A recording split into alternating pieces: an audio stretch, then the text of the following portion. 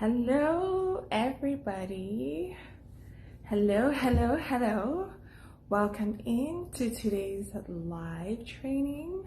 Who is joining me live? So welcome in, ladies.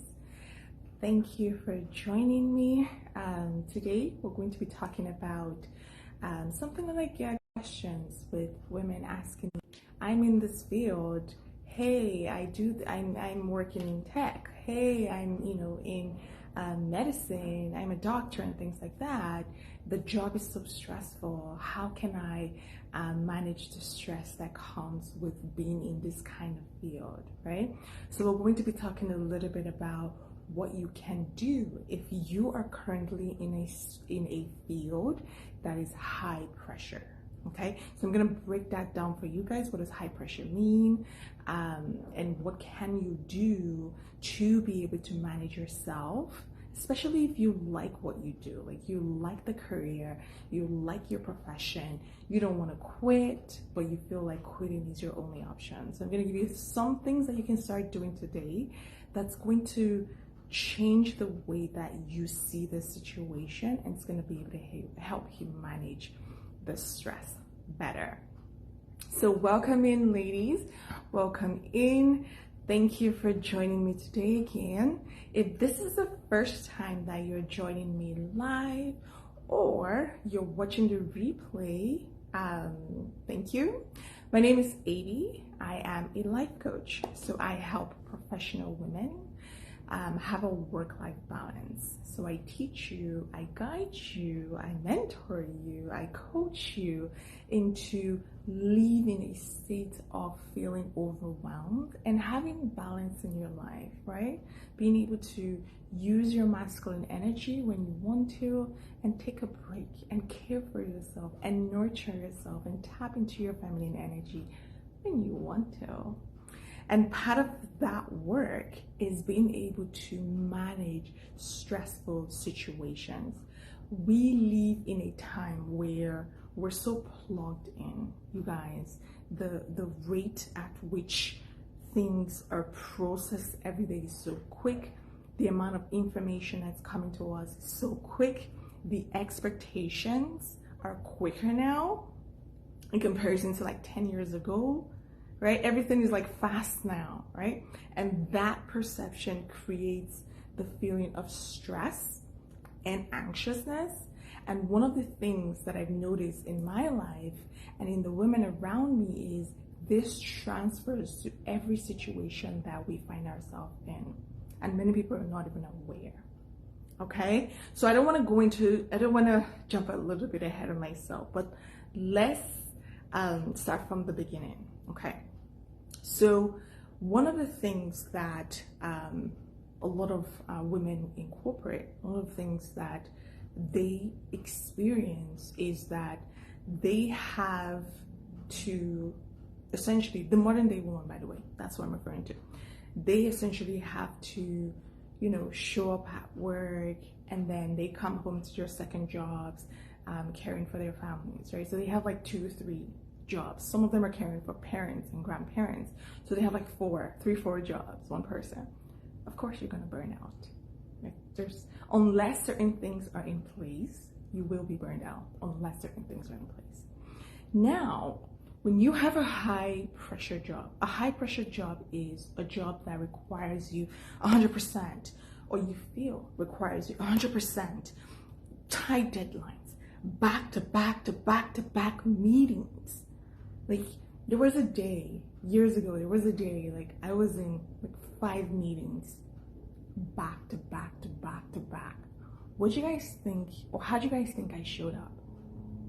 Do you think I showed up all calm and relaxed and whatnot? No. By the first and second meeting, my brain was already fried. So in the 3rd, 4th, 5th meeting, I wasn't there physically. Well, physically I was there.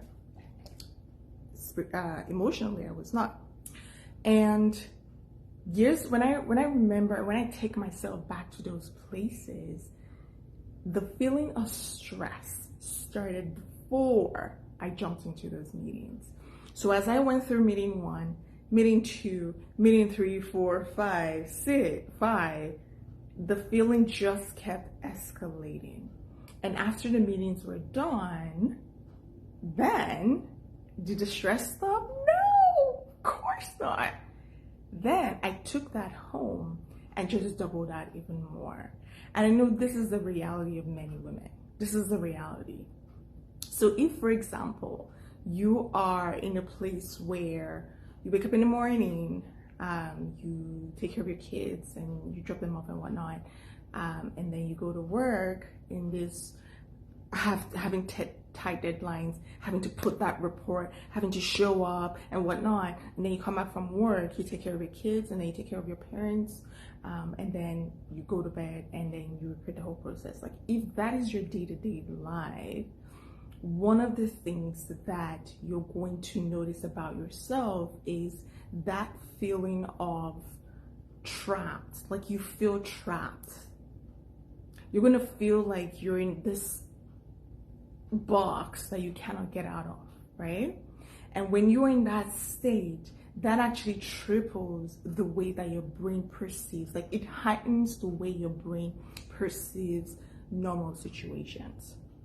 So just to kind of give you guys some clarity, the way that our body works, right? There's a part of your brain that's responsible for emotions, okay? This part of your brain causes you to feel fear when you are in a state that may, take your life or cause something to happen, okay? This part of the brain is called the amygdala. It's responsible for making sure that you feel that fear so that you can either fight or flight.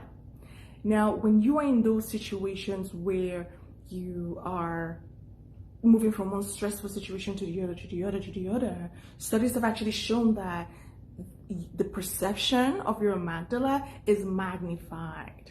I think the number was about 60%.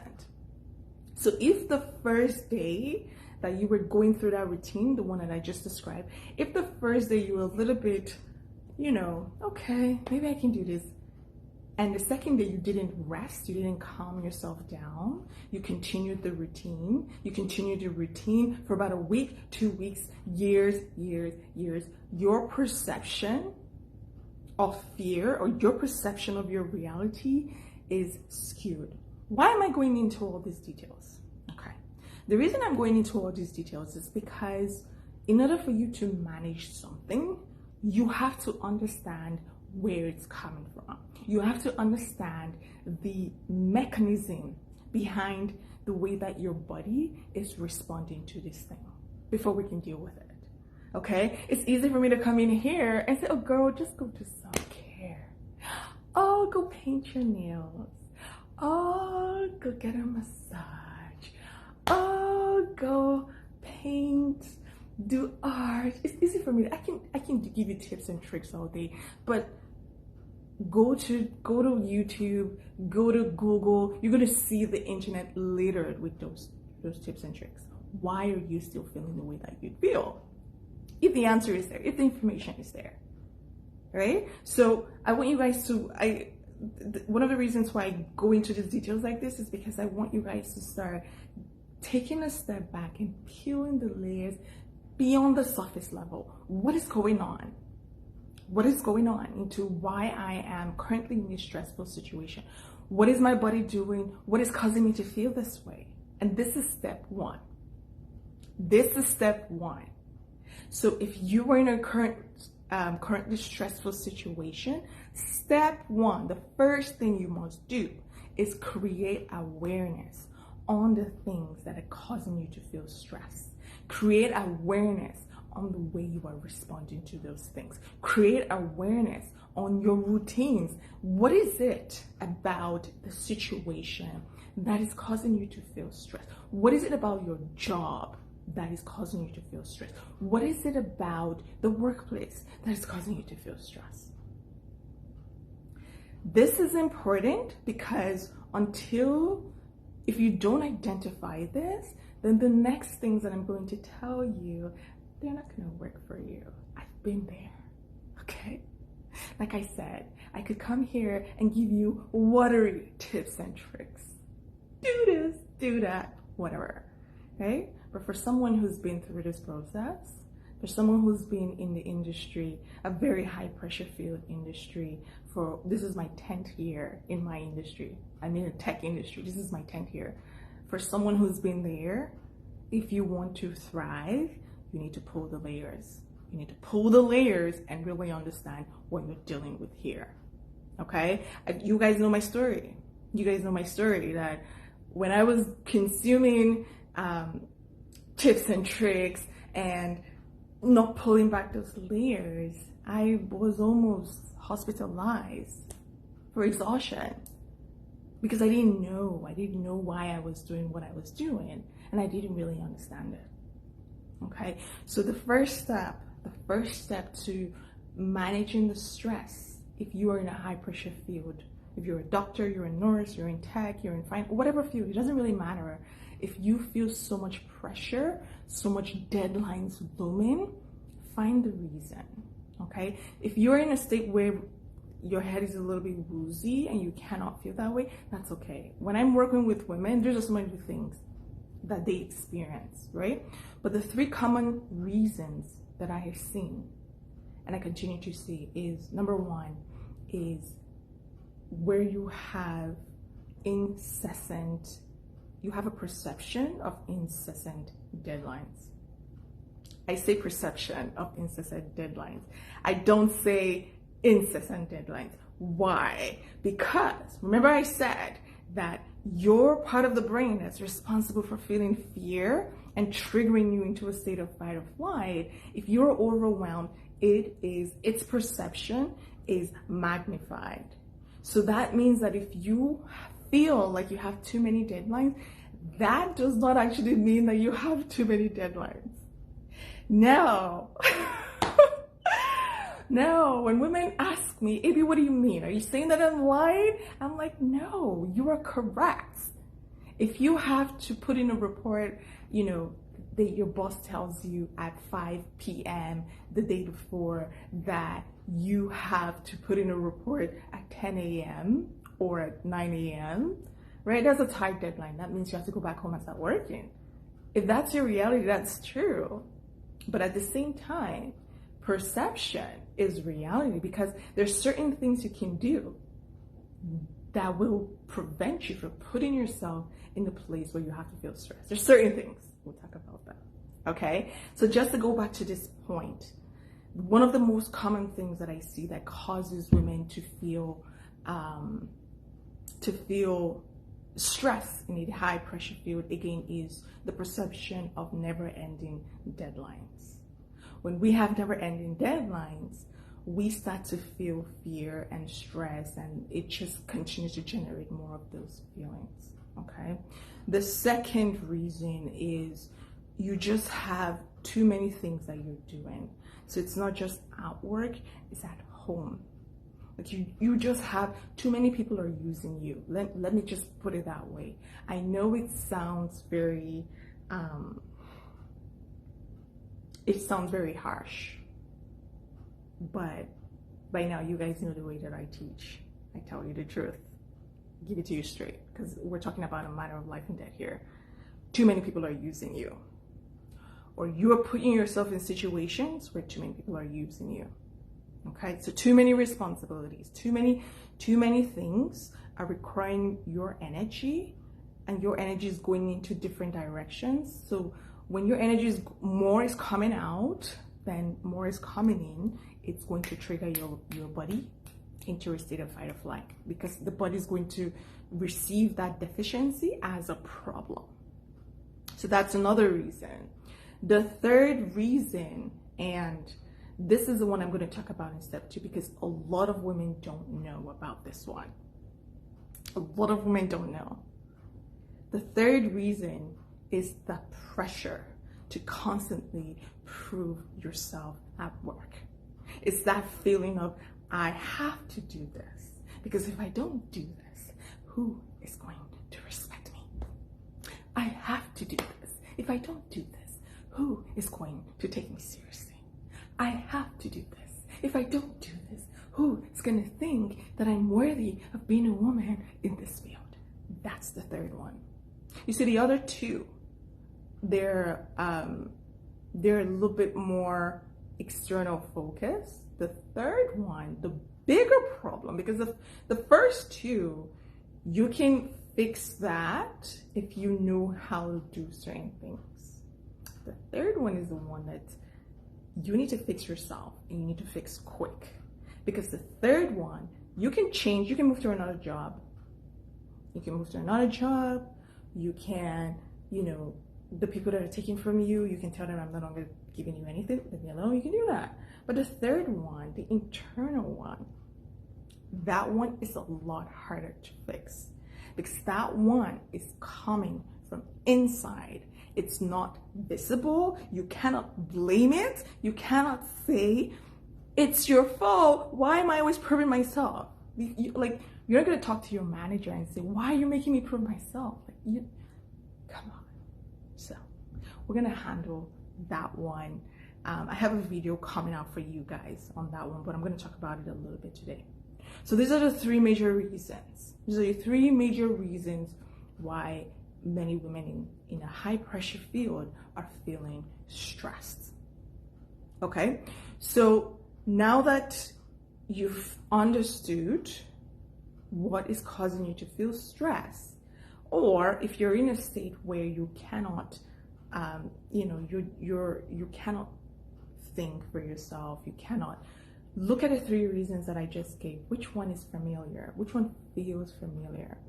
Which one, when you think of the situations that made you feel stressed, which one aligns better? You can use that. And based on that knowledge, then you can move to step 2. Okay.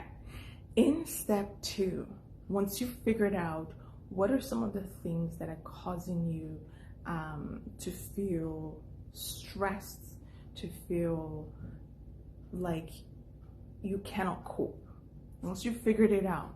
So for example, if you are in, if you have too many responsibilities, too many people are requiring you to do things, your boss is asking you to do many things, your family is asking you to do many things, you have to take care of kids, you have to take care of your parents, and if you have too many things, right? This is where you now start to filter out what is a priority to you. Because this is where you now start to filter out what are the things that you can and you cannot do.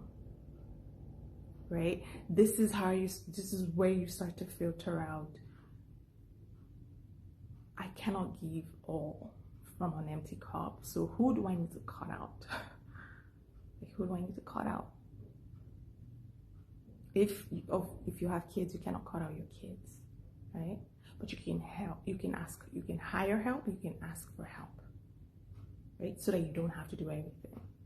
If it's work, you can talk to your manager and, don't complain, but voice the concern from a place of, I'm feeling overwhelmed and I feel like it's going to affect the quality of work that I do. How can I don't know how to manage this, right? Typically, when you bring that kind of problem, when you bring a problem to a manager, it's their job it's going to trigger them to find a solution, right? Don't go in there complaining bitterly and angry. That nobody can hear a triggered person. Nobody wants to listen to somebody who is, not just wants to, the answer is not wants to, but they are unable to hear you. When you were flustered, when you were triggered, when you were upset, they can't hear you, and they're not doing this deliberately. They are essentially responding to your emotions, and when you are in that state, it's hard for people to have that clarity to be able to help you the way that you need help, because you won't be communicating what you need effectively. So don't take it personal. When I say they cannot hear you and they don't, it's because the way that you're showing up, it's going to trigger the wrong switches in them, and they won't be able to help you effectively because you are not communicating the problem. You're communicating the symptoms. Unless they are really trained and conscious enough to be able to hold that space. And that's why we have therapists, those people that are trained to handle situations like that. You have coaches like myself, right? We understand what it means to be in that state, so we can hold that space for you and help you get through it. But don't do that for your manager and your coworkers. That's not their responsibility. Okay? So if your problem is too many responsibilities, then this is where you decide, what do I need to cut out? What do I need to cut out? What do I need to cut out? What do I need to delegate? Right? And then what do I need to do? If you can, I'm good fan of outsourcing. See, ladies, I love outsourcing. Like, if I could outsource many things in my life, I would do it. Right? I know it does require resources, but I come from a culture where outsourcing is affordable, right? Maybe if you're in the States, if you're in the West, I'm in the West now, okay. But what I find is that many women in the West, their mindset, even though they can afford it, but the mindset is different. The mindset is, if I can do it, I will. Ladies, embrace outsourcing. Embrace outsourcing. It will help you a lot. It will help you a lot. And what I'm finding is that many people are available to want to help you, but you're not asking, or you're not showing up in a way where they volunteer. And this is where the power of feminine energy comes in. And I'm getting ahead of myself because this is step 3. All right. So let me not get ahead of myself a little bit, but if that's the problem, if it's too many responsibilities, those are some things that you can do. If it's tight deadlines, your boss is asking you at 5 p.m. to turn in a report at 9 a.m. First of all, if that's the culture of the organization, you want to start buying yourself. Understand that you're living on borrowed time, and so you want to start planning your exit. I'll just be frank, right? But in the meantime, if it's tight deadlines, what you can do in that situation is speak up. Speak up. There's something I wanted to say. It's not just coming through now. But if your boss at 5 p.m. says, can you turn in a report at 10 a.m., let him know that it's going to require certain things and you will be unable to do so. Like, try that first. Because many women tell me that they don't even know that they can push back. You can push back. It's the way that you do it that matters. If you come across as, no, I can't do that, why would you ask me to do that? It's hard for somebody to accommodate you. It's harder, not hard. It's harder for them to feel compassionate towards you. It's hard for them to show compassion. I mean, well, somebody who's asking you to do that doesn't come across as somebody that's compassionate, but whatever. We're not going to talk about that. But if, push back and say, hey, I would love to do this, but it's going to require certain, this is what it's going to require. This is the trick that you guys should know. Tell them what it's going to require and say the time in which they want you to do this is not going to allow you put in that quality that needs to be in there to get the report. Because most of the people in management, they don't want to look bad in front of their own bosses. So if you show them what's in it for them, they're much more likely to listen to you because they can see clearly what's in it for them. So if that's your situation where people are asking you to do things that clearly requires more time, tell them. And tell them in the way that I'm saying it. Don't raise your voice. You're not talking to a child. Don't yell. Don't get upset. You can feel upset. That's okay. It's a normal human reaction. You can feel upset. Feel the upset. Let the feeling pass through and then respond accordingly. So you tell them like this. Oh yes, for sure, I would love to do this, but this is going to require whatever it is, and I'm not going to be able to get it into the quality that you need in so time.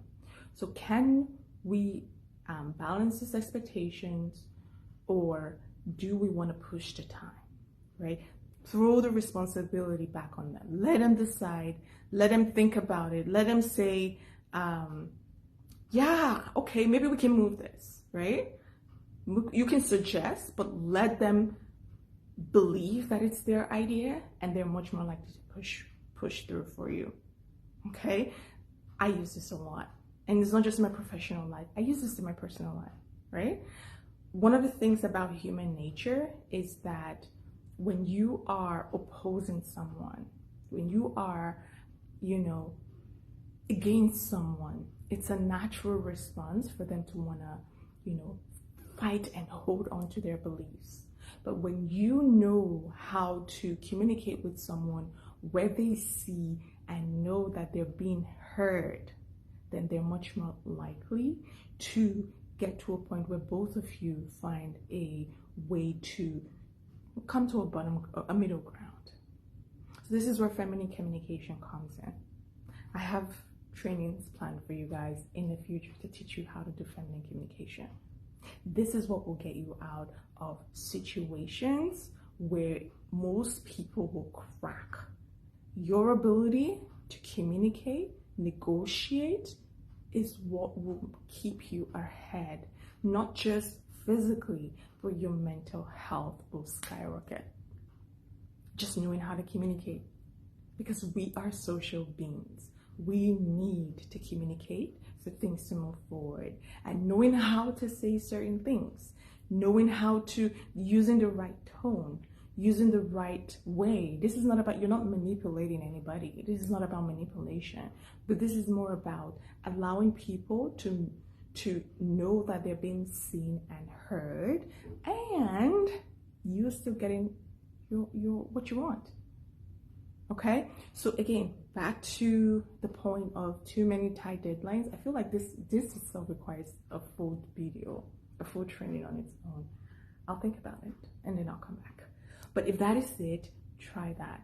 Negotiate, push back, and say, hey, okay, yeah, this I can do it, but so this will require so quality, and I won't be able to do this in this time. And then let them come up. You guys reach a point where you feel comfortable doing something that is high quality in good time. Now, I've been in situations where, the person still didn't budge, and they were like, oh, I need this now. Like, I need this now, and whatnot. Okay?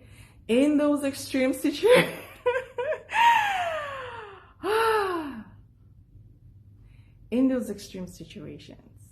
what you can do is, when they won't budge, and when they're like, no, I need this now, and whatnot, look at who's talking to you. Is it someone in management? Is it your peer in another department? Is it somebody that does not have a lot of influence in the organization? If they don't have a lot of influence in the organization, stand your ground. Stand your ground. And you do so calmly, and you say, this is going to stand your ground. And then you ask them. If they don't budge, you say, okay, well, if you're requiring this, you tell them this is what is going to be able to, this is the reality of what's going to come out of that. So if, for example, they're asking you for like a 10-page report, if within the time they're giving you, you can do only 1 page, say it like that. Don't yell, don't raise your voice, don't be annoyed. It's this situation that I'm talking about. This is like extreme. Like, you guys, in most organizations, this is extreme. Most people don't behave like this unless there's a problem with them. So this is extreme. And the way that you handle these extreme situations will help you in the simpler ones. But it's important you maintain your cool, you maintain your calmness, stand your ground. And if they won't budge, you say, okay, in this time, this is what I will be able to do. 1 page, right? 1 page, and stand your ground there. 99% of the time, most people will even get to that state. Most people say, okay, just give me what you have, and they'll be apologizing. Most people, unless they're like evil Knievel, unless they're like the Grim Reaper, even the Grim Reaper wouldn't act like that, okay? But unless there's something that's wrong with them, which this is extreme. This is like, unless something is wrong with them, most people would apologize for asking you to do something that is last minute in a short period of time. And if you're not able to do it, most people will say, okay, just give me what you have. They're not going to push for, say, 10 reports and whatnot. They're going to say, okay, just give me what you have. Anything you have. Anything is better than nothing. That's typically the response, right? So the main thing here that I want you guys to take out of it is maintain your cool and calmness in this position. Why? So that you don't trigger your own body into a state of fight or flight. So that when that situation ends, you don't carry the effects into other situation and you're living in a state of stress. Okay? Maintain that cool, calm state 99% of the time. Even if it's the CEO won't even be asking you for that kind of thing. But even if it's the CEO, maintain your cool, calm. Okay. Now, if it's somebody that is, has influence in the organization and whatnot, you still maintain that, hey, I would love to do this, show your enthusiasm, but you let them know the reality of it, that for this thing that you're asking, this is what it's going to take. And if it's going to take, and if we don't have this, it's not going to give you the result that you need. Show them what's in it for them and why it's not going to happen if they force you to do it in a short period of time. When people can see that, they're going to be like, okay, what can we do to be able to meet that expectation? Then you can then suggest what feels comfortable to you. 99% of the time, when people that have influence in your organization or your management, whoever it is that is ahead of you or has that power dynamic, is negotiate with them. Negotiate with them in a way that is respectful, but at the same time, you're not putting yourself at risk. Okay? There are situations where all hands are on deck. Everybody on the team, there's fire. Okay? Those situations are not what I'm referring to. Those are situations that are one-offs. In those cases, yes, that's okay. That's like 1 in like 1,000. That's not an everyday thing. The one that I'm referring to is an everyday thing. The person is always coming to you last minute. Maintain your calm, maintain your cool, and let them know what you can do within the time period that they have given you, and let them know that it's going to affect the quality of whatever it is that they need from that thing. And if it affects the quality, it's not going to give them the result you're looking for anyway. So they might be better off asking somebody else that can give them a better quality, or they will feel compelled to negotiate and say, what can you do within this time frame? 99% of the time, most people would do that. Okay? Another thing, the third part that I said, the one that is the pressure to prove yourself. Okay. This is going to require mindset work. See, ladies, the part of our brain that is responsible for triggering that feeling of stress, that part is activated when you start thinking about certain thoughts. So if you start thinking about danger, that part is going to get activated. If you start thinking that you have to prove yourself in a situation that is difficult, it's going to get activated. So this is where mindset work is important. This is, this is why I'm a coach. This is why I decided to be a coach. Because if people had told me what the importance of managing my mindset before I got into corporate, I would not have almost killed myself due to exhaustion. I would not have allowed myself to get to a situation where I am almost literally leaving the world due to being exhausted. If I had understood how important it is to have the right mindset, I would have been able to handle stressful situations better. You cannot fake this. This is why I made that comment of, I could tell you to go get a massage. I could go to paint your nails. I can tell you to do all of that. But if your mindset is skewed, it would not work. I'll be clear. It would not work. You're wasting your time if you are doing all of that and you don't fix your mindset. It's why when women come to me, before I enroll them in my program, I ask them, are you coachable? Because if you're not coachable, I cannot work with you. Because I know that you're just going to pay me, but nothing's going to change. And for me, it's not worth it. It's not worth it. I would rather not get into that situation than working with someone that is not open to being coached on your mindset, because this is what runs your life. I am here today because I did the work, do the work every day to make sure that I'm positioning my mindset in the right space to be able to show up as AB every day. So if you are in a stressful situation, mindset work will get you out of it faster than anything else.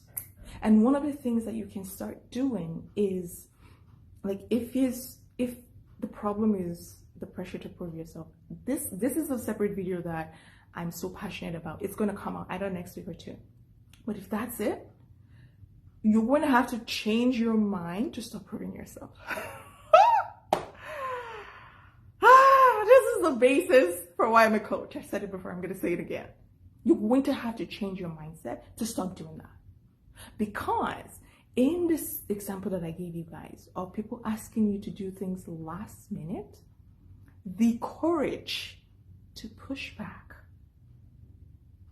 the courage to do that is going to come from your mindset being in a place where you don't feel the need to prove yourself. If you are in a place in your mind where you feel like, I have to do this, then when you are in that situation where somebody's asking you for something that you feel is completely unreasonable, you're going to feel fear. You're going to be afraid to enforce your boundaries, and you're not going to have the courage to speak up. And even if you do, you're going to say, it's going to come out in a different way where you're speaking out of fear instead of a woman who's empowered. So you're going to have to fix that, because this single piece alone is the reason why many women face the problems that they face at work. I know that, corporate has its issues and whatnot, but you guys know, if you've been listening to me for a while, you know that I focus on the things that I can control. And I teach women to focus on the things that you can control. Because when you do that, it's going to change the dynamic. Everything, every experience, every situation is energy that is being exchanged. It is a dynamic. When you fix your part of the dynamic, it has to change. There's no other way out. And some of the ways that it changes is it will either deselect itself, so you might have to leave physically the situation, or you accept it, or it just, your perception of it changes. But once you do the work on your part, your reality will change.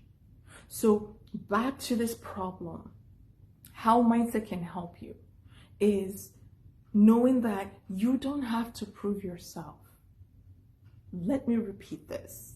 You being at work, you being hired, you being in the position that you are, people hired you because you are qualified, because you have the skills, because you have the talent, because you have the experience. You've got it.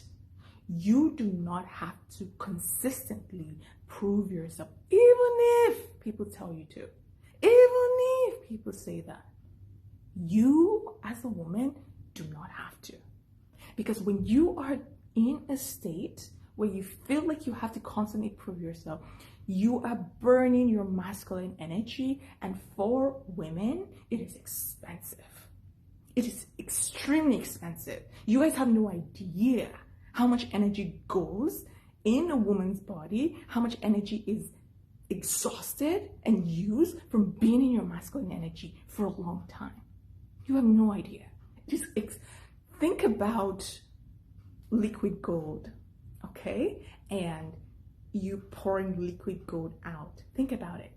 Just think about it. Each time you do something, each time you give energy out, you're pouring liquid gold. That's why I call women queens. You guys think I'm just saying this for a label? No. Your energy is like liquid gold. And you need to be selfish and guard it like that. And so when anybody comes in your presence and asks you to do something, you think logically about it. Is this worth my time? No? Ditch it. Right? Of course, you're not going to say it the way I'm saying it, but you need to get your brain into that point where you are, it's on autopilot, prioritizing what is worth your time. And anything that doesn't cut it, ditch it. Okay? So this whole thing about proving yourself, it's deeper. It's way, way deeper than you think. But this is one of the major problems. This is one of the major reasons. Okay, so I feel like this point two, I've talked a lot. Once we're done with your mindset, let's move over to the next step, okay? So in giving the example that I talked about, how to approach it and how to, negotiate your way out of it. The third part that is going to help you is, especially if you have back-to-back deadlines, right? If this is something that is your job, if you're somebody that is in meetings constantly, that's part of your job, right? It's part of many people's jobs.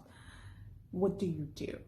Even with the mindset, do you miss out on meetings and whatnot, right?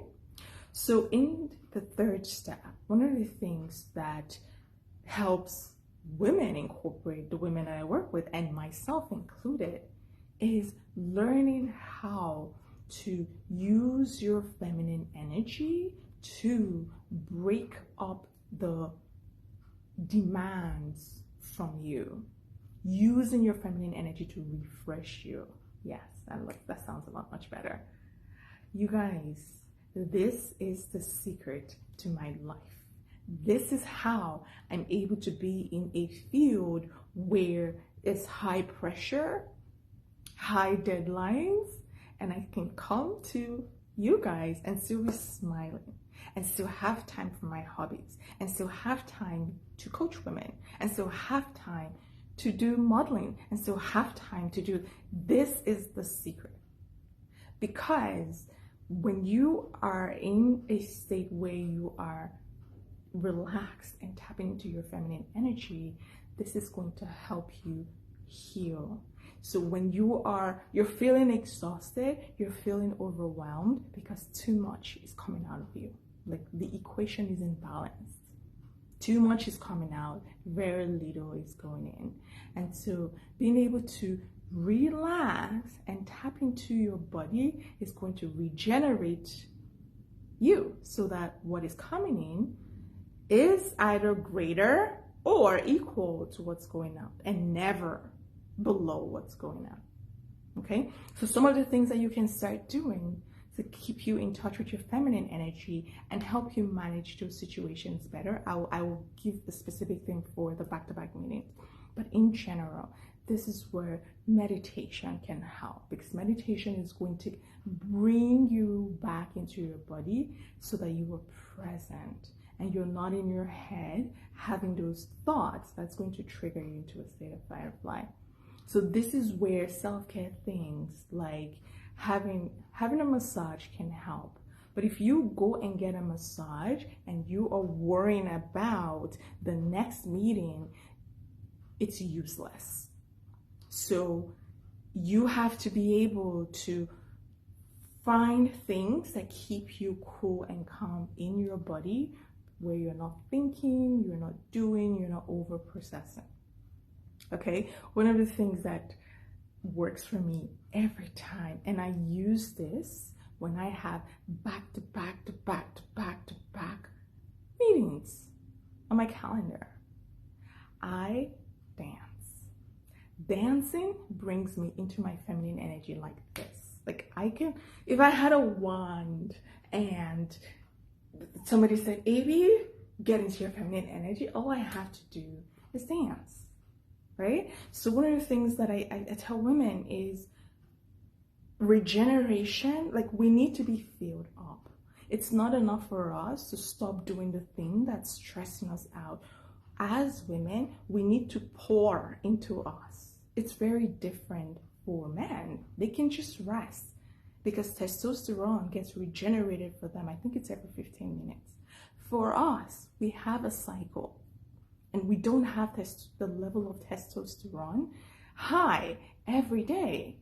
There's certain periods within our cycle where it's the highest, that's during ovulation, but prior to that and after that, it's not. So you have to be smart about how you're using your energy, what you're using it to do. Okay? So, what was the thing that I was going to say? Yes. So if you have back to back to back to back meetings, move. Get up and move. One thing that I noticed a big difference is I don't immediately jump from one meeting to the other. So after a meeting, before a meeting, I make sure that I'm moving, I'm just moving my head like this and just dancing and just playing my favorite song and whatnot so that my energy is fresh. My energy is present. I'm in my body. I'm just enjoying my movement. I'm just like, life is good, right? But I have a meeting in 5 minutes. I have a high profile meeting where I'm presenting to what execs, but my energy is calm. It's relaxed. So how does this calm and relax and allow me to tap into my feminine energy? Let me explain the science. So there are different parts of the nervous system that are responsible for the way that we respond to stress and the way that we relax. Okay, so the sympathetic nervous system, this is the part that it's a system that has been designed to begin and complete the way that the human body responds to a threat. So when you are stressed, that's the body's way of saying, hey, there's a threat here. And that part of the nervous system takes care of making sure that you have oxygen, you have fat in your body. That's why women gain weight when they're stressed. It's the body's way of responding to stress. It needs fat. It needs to push out fat so that you can survive. All right? So it pushes out glucose, it pushes out sugar, fat, whatnot. Everything that you need to be able to fight or flight, it gives it to you. Okay? Now, when you're no longer in a state of fight or flight, you're no longer stressed, there's another part of the nervous system called the parasympathetic nervous system. By the way, I'm not a doctor or a medical or health professional. I'm just somebody that loves to understand how my body responds to stress. Okay? So make sure you do your due diligence as you're taking my advice. Good. Now, the second part is the parasympathetic nervous system. This is the part that is responsible for relaxation and calm so that the body can start healing after it has finished fighting that threat. So what dancing does is that it triggers that part of the nervous system. It triggers that part that says, oh, she's dancing, relax. There must be no threat because you cannot be dancing when a lion is chasing you, right? So it triggers that part of the nervous system. And so my body is able to heal and regenerate and recover quicker from one meeting before I enter the next. So what I've noticed and what many women notice is that when you do things like this, the way you show changes. You start showing up much more present. You start enjoying the things that you're doing. You're much more creative. You're much more pleasant to be around. You're calmer. you're clearer, your communication moves up because you're no longer stressed. People are able to receive, interpret, and show up for you. Like, it will change the quality of your life, ladies. It will change it. So start learning how to incorporate these practices so that you can be triggering the part of your nervous system that knows how to relax, so that you can heal and be in a position where you're physically now able to handle stressful situations. Okay, so the back to back, like if you have 6 or 7 meetings, don't jump from one meeting to the other because you're trying to prove yourself, right? Reach out to the person who's in charge of me. Say, hey, I'm gonna be 5 minutes late. If they're so close, say, hey, I'm gonna be joining late, right? I'm gonna be joining even if it's 5 minutes. All right, do this and use that 5 or 10 minutes to calm your body down, check in. Are you okay, girl? Anything that you need, move, get up, move, get up. Let the energy move around and then join the next meeting. Do this, repeat the process for how many meetings that you have. It will change your life. It will change your perception of work. It will change everything. Okay? I feel like, okay, I can talk about this for like 4 or 5 hours, but I do have to drop off, you guys. I do have another video that's coming out on Sunday where I'm going to be talking more about how to use feminine energy. I'm going to be going into details on how to use feminine energy to manage a stressful situation. So part 3, I'm going to talk about it on Sunday in a video. But other than that, if you guys have any questions for me, put it in the comments and whatnot, and I will see you in the next live training. Bye.